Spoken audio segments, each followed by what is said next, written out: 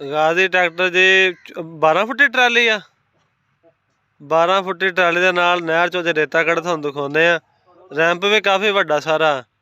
ਤੇ ਕੀ ਬਣਦਾ ਅੱਜ ਗਾਜ਼ੀ ਨਾਲ, ਗਾਜ਼ੀ ਕੀ ਕਰਦਾ। ਬੰਪਰ ਵੀ ਇਹਦੇ ਅੱਗੇ ਕੋਈ ਨਹੀਂ ਗਾ ਤੇ ਚੜਾਈ ਵੀ ਵਾਹ ਵਾਹ।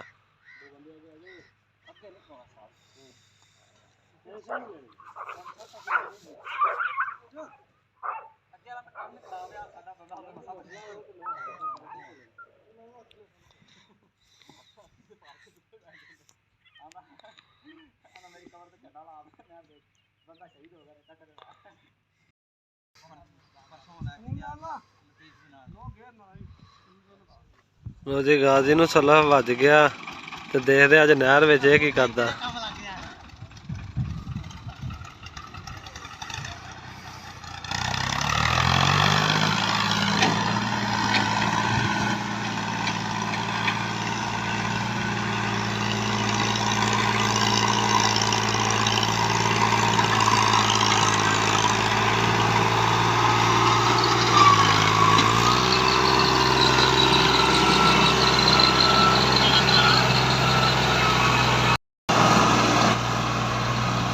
ਲੋ ਜੀ ਗਾਜ਼ੀ ਆ ਗਿਆ ਰੈਂਪ ਤੇ।